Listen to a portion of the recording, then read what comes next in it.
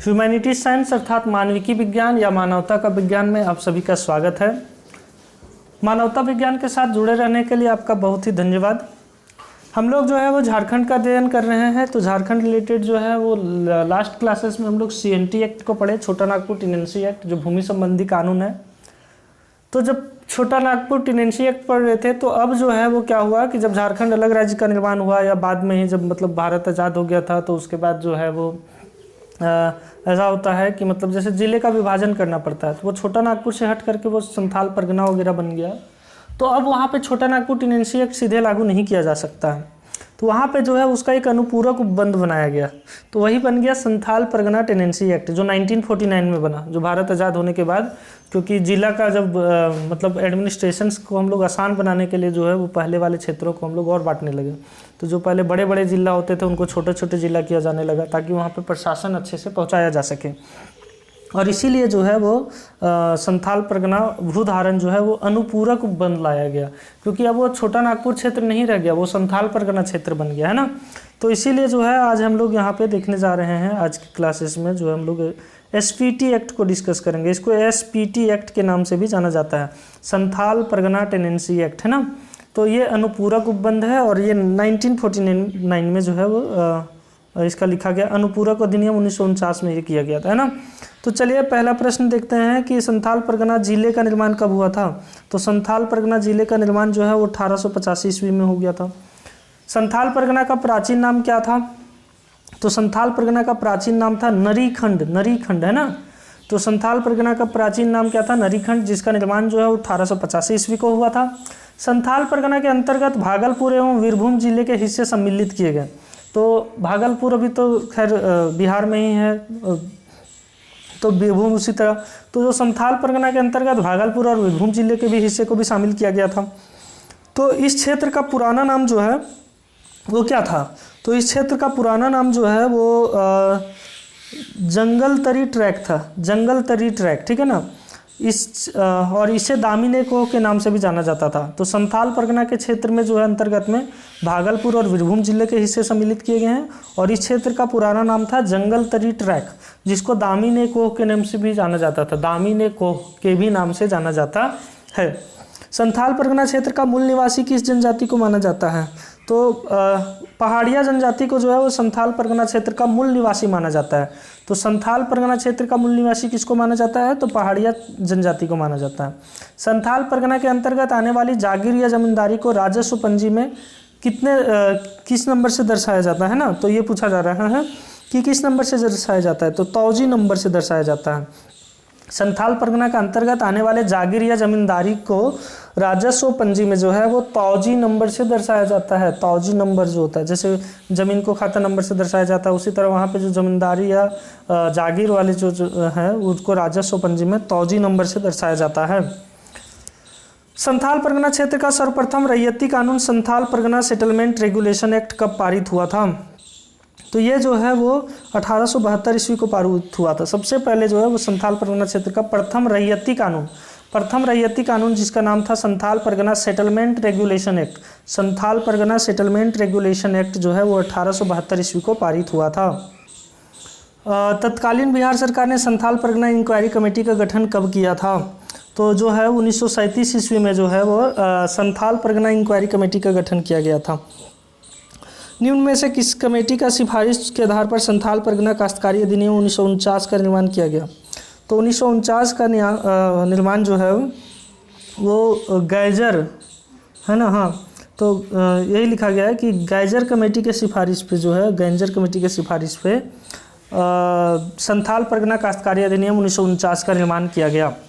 संथाल परगना काश्तकारी अधिनियम 1949 में कुल कितने अध्याय हैं और कितनी धाराएं हैं, ठीक है। तो कुल कितने अध्याय हैं, तो इसका जो उत्तर हो जाएगा 8 अध्याय हैं। कितने अध्याय हैं, तो 8 अध्याय हैं, और कितनी धाराएं हैं, तो 72 धाराएं हैं। संथाल परगना काश्तकारी अधिनियम SPT एक्ट 1949 की धारा 1 में तहत यह कानून निम्न में से किस जिलों में लागू नहीं होगा। तो हम लोगों को बताना है किस में लागू नहीं होगा। तो देखिए ये गढ़वा में लागू नहीं होगा, बल्कि साहेबगंज, गोड्डा, पाकुड़, ये सब जो संथाल परगना क्षेत्र में आते हैं उन सब में लागू होगा। तो गढ़वा जो है वो संथाल परगना का भाग नहीं है, तो ये गढ़वा में लागू नहीं होगा। संथाल परगना काश्तकारी अधिनियम 1949 के अध्याय 2 में किसका प्रावधान है। तो ग्राम प्रधान और मूल रैयतों की परिभाषा, इसका प्रावधान है। तो अध्याय 2 में किस चीज़ का उल्लेख है? तो ग्राम प्रधान और मूल रैयतों की परिभाषा। किस धारा के तहत निश्चित ग्राम के जमाबंदी रैयतों में से कम 2/3 रैयतों की सहमति से उपायुक्त उस ग्राम प्रधान की नियुक्ति करेगा? तो ये जो है वो धारा 5 में उल्लेख है कि निश्चित ग्राम के जमाबंदी रैयतों में से, जितने भी ग्राम के जमाबंदी रैयत हैं उनमें से कम 2/3 रैयत जब सहमति दे देंगे तब उपायुक्त उस व्यक्ति को ग्राम प्रधान के तौर पे उसको नियुक्त कर लेंगे। ठीक है। संथाल परगना काश्तकारी अधिनियम 1949 की किस धारा में यह प्रावधान है कि ग्राम प्रधान को पदांतरण का किसी प्रकार का अधिकार नहीं होगा? ठीक है ना। तो यहाँ पे है कि मतलब धारा 7 में यह प्रावधान है कि ग्राम प्रधान को पदांतरण का किसी प्रकार का अधिकार नहीं होगा। ठीक है। संथाल परगना काश्तकारी अधिनियम 1949 की किस धारा में रैयतों के विभिन्न वर्गों के संबंध में प्रावधान किया गया है? तो ये हो जाएगा 12 में। धारा 12 में रैयतों के विभिन्न वर्गों के संबंध में प्रावधान किया गया है। अगला प्रश्न है कि संथाल परगना काश्तकारी अधिनियम 1949 की किस धारा में यह प्रावधान है कि भूस्वामी द्वारा किसी भी रैयत को उसके जोत से बिना उपायुक्त के आदेश के विधिखल नहीं किया जा सकेगा। तो जो भूस्वामी है उसके द्वारा किसी भी रैयत को, रैयत मतलब जो वहाँ खेती करते हैं उसके बदले वो लगान देते हैं, तो उसके जोत से बिना उपायुक्त के आदेश को उनको बेदखल नहीं किया जा सकेगा। तो उसका उत्तर हो जाएगा 14। तो धारा 14 में इसका उल्लेख है। संथाल परगना काश्तकारी अधिनियम 1949 के किस धारा में यह प्रावधान है कि रैयत को अपने उपयोग के लिए अपनी जोत में बिना किसी अधिकार शुल्क के ईंटें या खपड़े बनाने का अधिकार होगा? तो इसका उत्तर हो जाएगा डी 15। धारा 15 में यह प्रावधान किया गया है कि रैयत को, मतलब भूस्वामी अलग है, रैयत अलग है। भूस्वामी भूमि का मालिक हो गया, रैयत जो उस पर खेती कर रहा है, ठीक है, या उस पर लगान चुका रहा है, तो रैयत को अपने उपयोग के लिए या अपनी जोत में बिना किसी अधिकार शुल्क का, मतलब बिना उसका कोई पैसा दिए का ईंटा बनाना हो या खपरा बनाने हो तो उस मिट्टी का प्रयोग कर सकते हैं। संथाल परगना काश्तकारी अधिनियम 1949 में किस धारा में यह प्रावधान है कि बिना, मतलब किसकी अनुमति के बिना अपने ज़मीन पर लगा हुआ महुआ वृक्ष नहीं काट सकते हैं? तो किसकी अनुमति लेना होगा अगर महुआ वृक्ष को काटना है? तो अनुमंडल पदाधिकारी का जो है वो अनुमति लेना आवश्यक है महुआ वृक्ष को काटने के लिए। संथाल परगना काश्तकारी अधिनियम 1949 के किस धारा में यह प्रावधान है कि रैयत अपने या अपने परिवार के घरेलू या कृषि प्रयोजन के लिए अपनी जोत पर कच्चा या पक्का भवन बना सकते हैं? तो इसका जो उल्लेख है वो है धारा 18 में। धारा 18 में यह प्रावधान है कि रैयत जो है अपने या अपने परिवार के घरेलू या कृषि प्रयोजन के लिए अपनी जोत पर कच्चा या पक्का भवन बना सकते हैं। संथाल परगना काश्तकारी अधिनियम 1949 की धारा 19 में निम्न में से किसका प्रावधान है? तो हम लोगों को बताना है कि किसका प्रावधान है। तो जोत का विभाजन तथा लगान का वितरण। तो जोत का विभाजन तथा लगान का वितरण जो है इसका प्रावधान है धारा 19 में। यदि जोत के किसी भाग का लगान कितने रुपयों से कम होगा तो किसी भी स्थिति में ऐसी जोत का विभाजन नहीं होगा। ठीक है ना। तो इसका जो उत्तर है वो हो जाएगा 3, है ना। तो 3 रुपये से कम होगा तो किसी भी स्थिति में ऐसी जोत का उप विभाजन नहीं होगा। यहाँ पे परसेंटेज से लेना है। संथाल परगना काश्तकारी अधिनियम 1949 की धारा 20 में क्या प्रावधान है?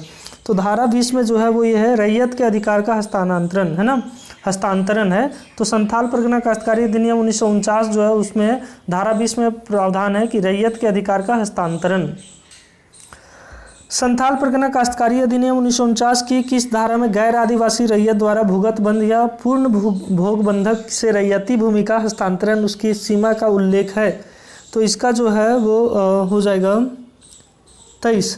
धारा 23 में इस चीज़ का उल्लेख है कि गैर आदिवासी रैयत द्वारा भूगत बंध या पूर्ण भोग बंधक से रैयती भूमि का हस्तांतरण या उसकी सीमा का उल्लेख है। किसके अनुमति के बाद अपनी भूमि को बदलने की इच्छा रखने वाले बदल सकते हैं? तो उपायुक्त की अनुमति के बाद अगर कोई 2 व्यक्ति अपनी इच्छा से भूमि को बदलना चाहते हैं तो बदल सकते हैं। संथाल परगना काश्तकारी अधिनियम 1949 की धारा 25 एवं 26 में किस चीज़ का उल्लेख मिलता है? तो इसमें जो है उल्लेख मिलता है कि रैयत जोत के विक्रय या दान के हस्तांतरण की प्रक्रिया का वर्णन। तो धारा 25-26 में जो है वो लिखा गया है कि रैयत जोत के विक्रय करना हो या दान के हस्तांतरण की प्रक्रिया का वर्णन। संथाल परगना काश्तकारी अधिनियम 1949 की किस धारा में यह प्रावधान है कि कोई मूल रैयत या ग्राम प्रधान बिना उपायुक्त की अनुमति के साथ अपने या किसी मूल रैयत के साथ कोई बंजर भूमि या खाली जोत बंदोबस्त नहीं करेगा? तो चाहे ग्राम प्रधान हो या मूल रैयत हो, ठीक है ना, बिना उपायुक्त की अनुमति के किसी भी मूल रैयत के साथ कोई बंजर भूमि या खाली जोत का बंदोबस्त नहीं कर पाएगा। इसका जो उल्लेख है वो धारा 29 में है। संथाल परगना काश्तकारी अधिनियम 1949 के अध्याय 4 में किसका उल्लेख है? तो अध्याय 4 में जो है वो बंजर भूमि और खाली जोतों की बंदोबस्ती का उल्लेख है। बंजर भूमि और खाली जोतों की बंदोबस्ती का उल्लेख, जो बंजर भूमि है और खाली जोत जहाँ मतलब भी खेती नहीं किया जा रहा है उसकी बंदोबस्ती, मतलब अभी जिसका कोई मालिक नहीं है, उसका उल्लेख अध्याय 4 में। संथाल परगना काश्तकारी अधिनियम 1949 के किस धारा में यह उल्लेख है कि भूस्वामी की सहमति, तो भूस्वामी की सहमति एवं उपायुक्त के अनुमोदन के बिना बंदोबस्ती का प्रयोजन के लिए उप विभाजन नहीं किया जाएगा, ठीक है ना। तो इसका जो है वो धारा 30 में उल्लेख है कि भूस्वामी के सहमति एवं उपायुक्त के अनुमोदन के बिना बंदोबस्ती के प्रयोजन के लिए उप विभाजन नहीं किया जाएगा। उसका अगर फिर से विभाजन करना है तो उपायुक्त का अनुमोदन चाहिए, साथ ही साथ भूस्वामी की सहमति भी चाहिए। अगला प्रश्न है, संथाल परगना काश्तकारी अधिनियम 1949 की किस धारा में यह प्रावधान है कि ग्राम प्रधान या मूल रैयत या उपायुक्त की राय से बंजर भूमि का समुचित भाग जाहे थान, शमशान या कब्रिस्तान के लिए बंदोबस्त किया जा सकता है। तो देखिए, ग्राम प्रधान होंगे और मूल रैयत होंगे और उपायुक्त, ये तीनों में से ग्राम प्रधान या मूल रैयत या उपायुक्त की राय से ही बंजर भूमि का समुचित भाग जो है वो चाहे उत्थान हो या शमशान हो या कब्रिस्तान के लिए बंदोबस्त किया जा सकेगा। इसका जो उल्लेख है वो मिलता है धारा 34 में। तो कहाँ पे मिलता है? तो धारा 34 में मिलता है। अगला प्रश्न है कि संथाल परगना काश्तकारी अधिनियम 1949 के किस धारा में यह प्रावधान है कि गांव के सभी रैयतों को यह अधिकार होगा कि वे अपने मवेशियों को गांव के भीतर अभिलेखांकित चारागाह या वन वृद्धि के लिए छोड़ी गई भूमि पर चरा सकते हैं। तो कहने का मतलब क्या हो गया कि जो चारागाह होते हैं जहाँ पे जानवरों को चराया जाता है तो उसको लेखांकित किया जाता है, ये क्षेत्र जो है वो चारागाह होंगे।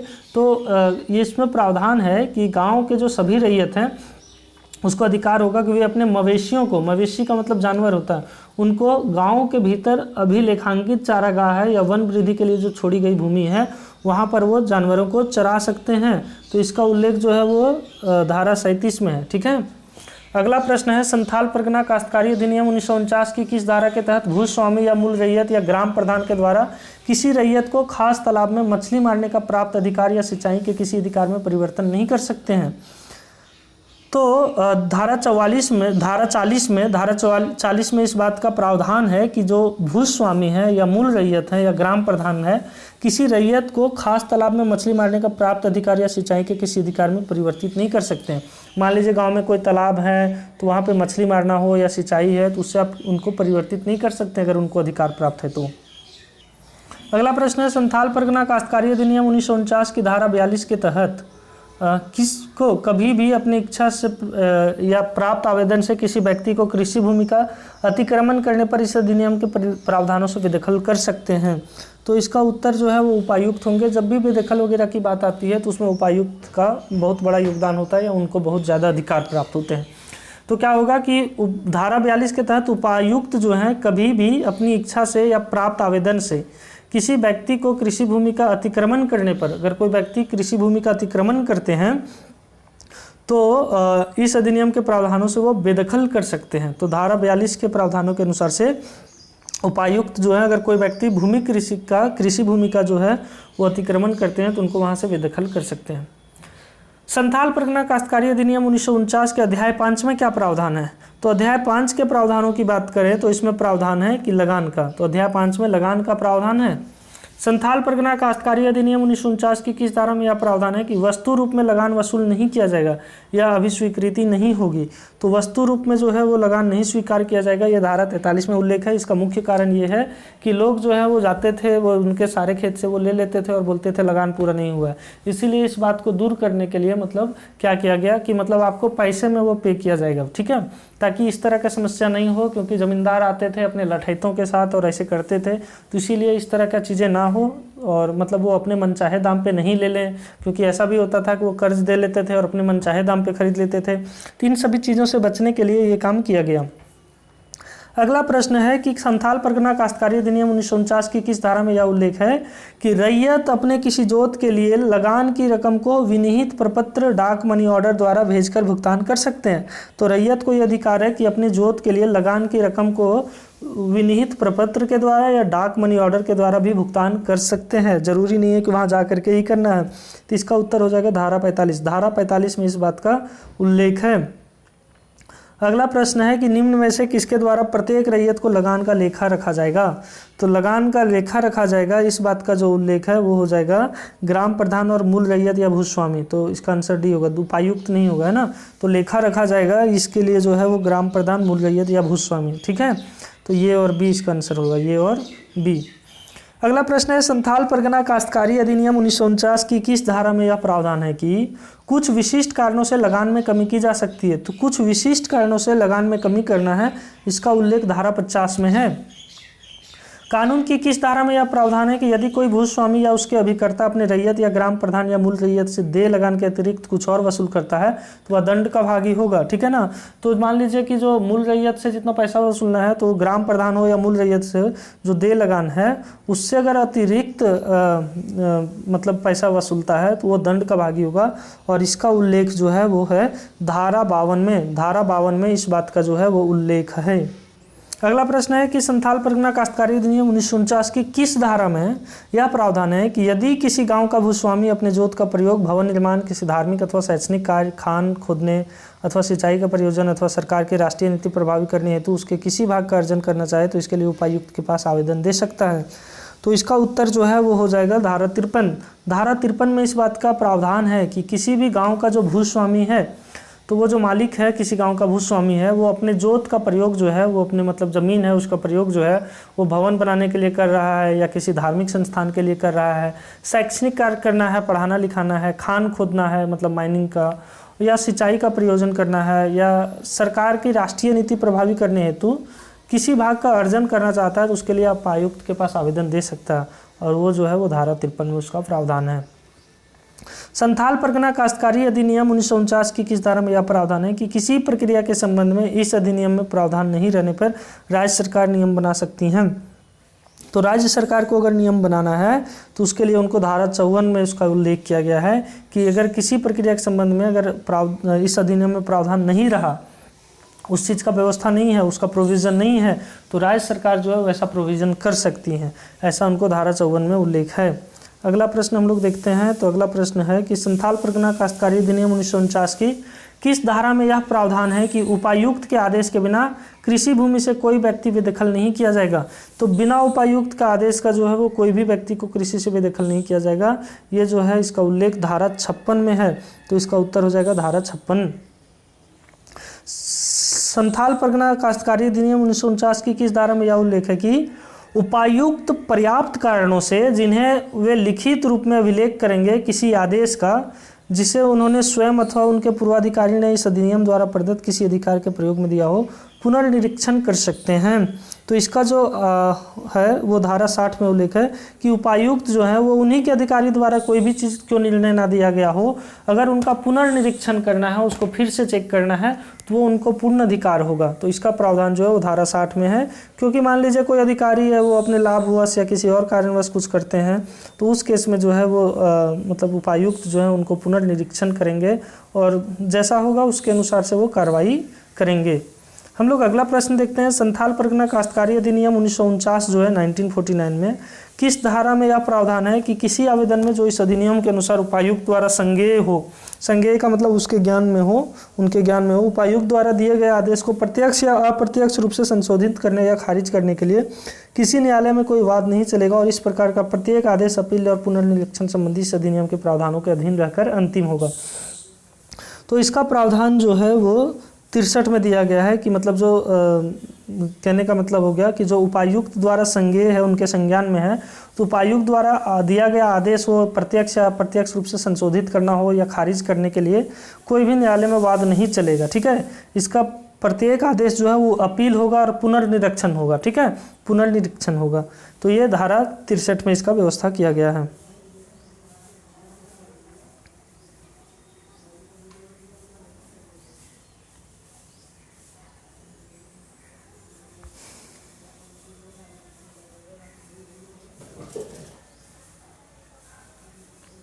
अगला प्रश्न है कि धारा 14 में वर्णित आधार पर रैयत के बेदखली के लिए आवेदन दुरुपयोग संबंधी परिवाद का समाधान मतलब संविधान तिथि से कितने वर्षों के भीतर किया जाएगा?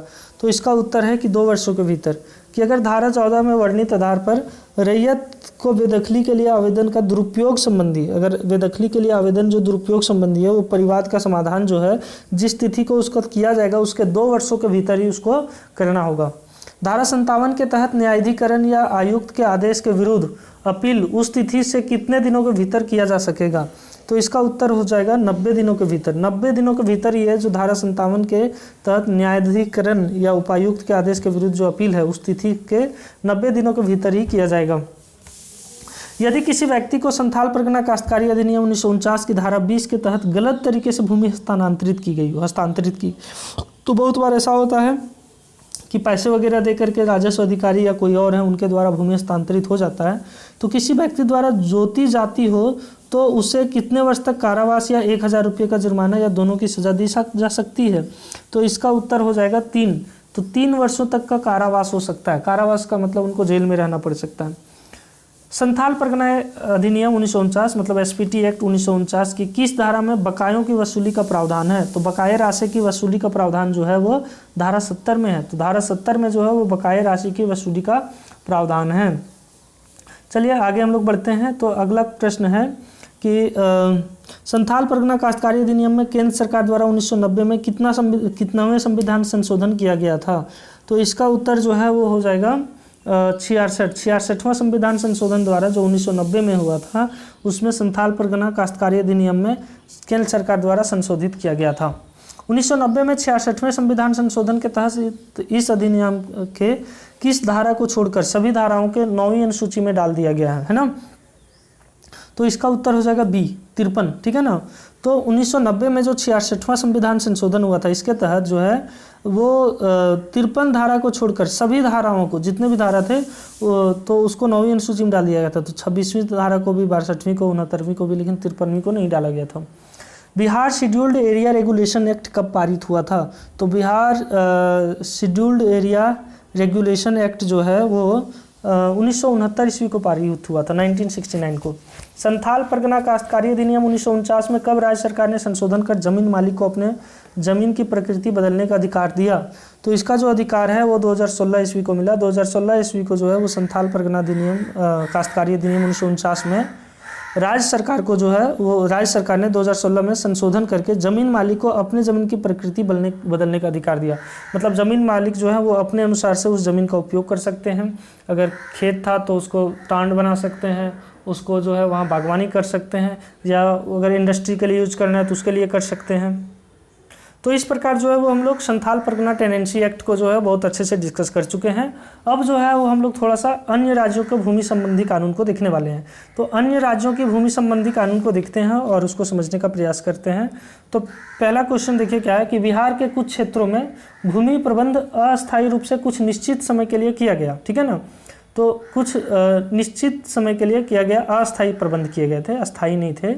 तथा कुछ ऐसी भूमि भी थी जिसका प्रबंध पूर्णतः सरकार द्वारा किया जाता था। तो ऐसी भूमि को किस नाम से जाना जाता था? तो ऐसी भूमि को जो है वो खास महाल के नाम से जाना जाता था। तो जो सरकार अस्थायी प्रबंध के द्वारा, या मतलब जिनको सरकार को ही उनका पूर्णतः प्रबंध करना पड़ता था, वैसी भूमि जो बिहार की बात करें हम लोग, उसको खास महाल के नाम से जाना जाता था। बिहार में जमींदारी प्रथा उन्मूलन है तो बिहार भूमि सुधार कानून कब लाया गया था? तो बिहार भूमि सुधार कानून जो है वो लाया गया था 1950 ईस्वी में। देखिए जमींदारी प्रथा उन्मूलन क्या था? तो जमींदारी प्रथा उन्मूलन क्या था? तो अंग्रेज और उसके पहले जब राजा रहते थे तो उस समय जो है वो ज़मीन का जो मालिक होता था वो बना दिया जाता था किनको? तो जो ज़मींदार होते थे उनको। अब जो ज़मींदार होते थे तो वो ज़मींदार अपने अनुसार से टैक्स लेते थे और बाकी सब नियम कानून लगाते थे। तो इस बीच में अगर सबसे ज़्यादा शोषित कोई होता था तो किसान शोषित होता था, साल भर उसमें मेहनत करता था और उसके पास बचता कुछ भी नहीं था। तो मतलब एक तरह से उनको बंधुआ मजदूर बना लिया गया था, मतलब इनडायरेक्ट वे में, अब परोक्ष रूप में, है ना, परोक्ष रूप में उनको बना लिया गया था। और उसका परिणाम क्या होता था? किसान हमेशा मतलब शोषित वर्ग रहते थे। तो इसीलिए जो है वो जब भारत आज़ाद हुआ तो ये सभी नेताओं का वो सर्वमान्य था कि सबका मानना था कि जो ज़मींदारी प्रथा है उसका उन्मूलन होना चाहिए, उसको समाप्त होना चाहिए, और बिहार भूमि सुधार कानून भी लाया गया था। तो ये 1950 में किया गया था। देखिए भूमि सुधार कानून क्या होता है? भूमि सुधार कानून था कि ज़मींदारों की जो भूमि जिस पे किसान जोत रहे थे, तो एक्चुअल में तो उसका मालिक किसान थे, लेकिन जो है उसको मालिक किसको बना दिया गया था? तो उसको जो मालिक है वो बना दिया गया था ज़मींदारों को।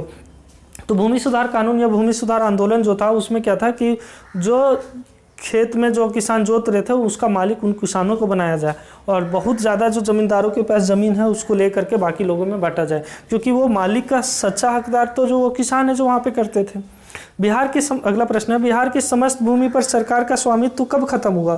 तो सरकार का जो स्वामित्व है वो खत्म हुआ था 1957 ईस्वी को। 1957 में क्या हुआ था कि भारत की समस्त भूमि पर सरकार का स्वामित्व खत्म हो गया, मतलब अब जो मालिक हैं वो किसान हो गए। 1957 ईस्वी को बिहार रियासत काश्तकारी अधिनियम के तहत कितने एकड़ से कम रियासत काश्तकारों को पूर्ण अधिकार दिया गया? ठीक है ना, इसका उत्तर हो जाएगा 1। तो 1 एकड़ से कम रियासत काश्तकारों को पूर्ण अधिकार दिया गया। तो 1 एकड़ से कम जमीन जिनको था तो उन रियासतों को, काश्तकारों को पूर्ण अधिकार दिया गया। देखिए अगर भूमि सुधार आंदोलन की बात करें तो यह पूर्ण रूप से सबसे अच्छा तो केरल में सफल रहा। वहाँ पे बहुत अच्छे से जो है वो भूमि सुधार आंदोलन हुए, और वहाँ पे देखिएगा कि लैंडलेस लोग बहुत कम ही हैं, मतलब भूमिहीन लोग बहुत कम हैं। और दूसरा जो है वो पश्चिम बंगाल से शुरू हुआ, और उसका मुख्य कारण था कि दोनों ही जगह पे कम्युनिस्ट सरकार का वर्चस्व रहा था। तो जहाँ भी कम्युनिस्ट सरकार रहे थे तो वो संसाधनों का पुनर्वितरण बहुत अच्छे तरीके से हुआ था। तो हम लोग देख सकते हैं कि वेस्ट बंगाल में भी जो है भूमि सुधार आंदोलन बहुत बढ़िया से लागू हुआ, और केरल में भी। और आज उसका परिणाम है कि केरल के जो हम लोग विकास देख सकते हैं कि कितना बढ़िया हुआ। लेकिन बाकी क्षेत्रों में वहाँ के जो नेता थे, मुख्य रूप से राजा वगैरह ही उस समय बन पा रहे थे, जमींदार वगैरह ही, तो वो लोग उस आंदोलन को उतने अच्छे से नहीं चलाए जान करके, क्योंकि उससे उनका ही नुकसान होता, वो उनके ज़मीन में कमी आ जाती। तो उन क्षेत्रों में देखिए कि लैंडलेस लेबर की संख्या बहुत ज़्यादा है। ठीक है, अगला प्रश्न है 1961 ईस्वी में बिहार भूमि हदबंदी कानून के तहत एक व्यक्ति के पास अधिकतम नहर सिंचित भूमि 20 एकड़ या असिंचित भूमि कितने एकड़ जमीन रखने की व्यवस्था दी गई? ठीक है, तो इसका उत्तर होगा 60 एकड़ जमीन। ठीक है, तो क्या है कि अगर नहर सिंचित भूमि है, जहाँ नहर बना हुआ है उसमें 20 एकड़ जमीन, और अगर असिंचित भूमि है तो आप 60 एकड़ जमीन रखने की व्यवस्था की गई। तो बिहार भूमि हदबंदी कानून के तहत एक व्यक्ति के पास जो है नहर सिंचित भूमि जो है वो 20 एकड़, या अगर असिंचित भूमि है तो 60 एकड़ जमीन रखने की व्यवस्था की गई, और उसके बाद ज़्यादा होगा तो वो उनसे ले लिया जाएगा, ऐसा व्यवस्था किया गया। हम लोग आगे की ओर बढ़ते हैं। तो अगला प्रश्न जो है वो बिहार सरकार द्वारा राज्य में बटाईदार अधिनियम कब लागू किया गया था?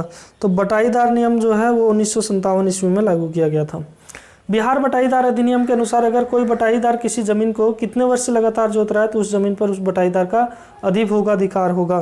तो अधिभोगाधिकार जो है वो 12 वर्ष तक, अगर कोई 12 वर्ष तक लगातार खेती कर रहा है तो उसका जो है वो अधिभोगाधिकार हो जाएगा। उत्तर प्रदेश भूमि राजस्व कानून कब पारित हुआ था? तो उत्तर प्रदेश भूमि राजस्व कानून जो है वो 1901 ईस्वी को पारित हुआ था। 1901 ईस्वी को पारित हुआ था। स्वतंत्रता पश्चात उत्तर प्रदेश में जमींदारी उन्मूलन एवं भूमि सुधार कानून कब पारित किया गया था? तो भूमि सुधार कानून कब पारित किया गया था, ये प्रश्न है हम लोगों का, है ना। तो इसका उत्तर जो है वो हो जाएगा 1951। तो स्वतंत्रता पश्चात जो है वो 1951 में उत्तर प्रदेश में जमींदारी उन्मूलन एवं भूमि सुधार कानून पारित हुआ। चलिए अगला प्रश्न में जाते हैं। उत्तर प्रदेश भूमि सुधार कानून 1951 के तहत किसानों को 4 नई श्रेणियों में बांटा गया था। तो निम्न में से कौन सा एक नहीं है? तो देखिए हम लोगों को बताना है कि कौन सा एक नहीं है।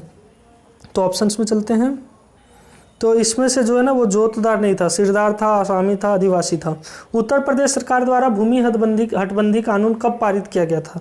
तो भूमि हटबंदी कानून जो है वो कब पारित किया गया था? तो ये जो है वो 1960 ईस्वी को पारित किया गया था।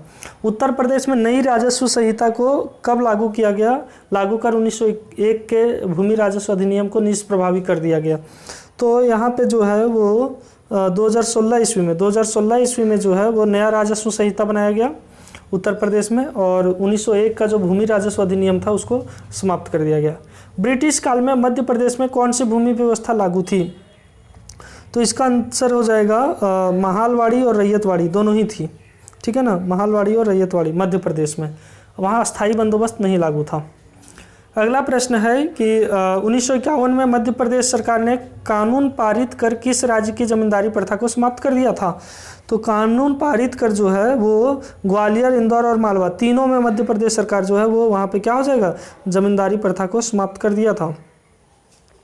मध्य प्रदेश सरकार ने भूमि राजस्व संहिता कब पारित की थी? तो मध्य प्रदेश सरकार ने भूमि राजस्व संहिता जो है वो 1959 ईस्वी को पारित की थी। मध्य प्रदेश सरकार द्वारा भूमि हटबंदी कानून कब पारित किया गया? तो भूमि हटबंदी कानून जो है वो 1960 ईस्वी को पारित किया गया।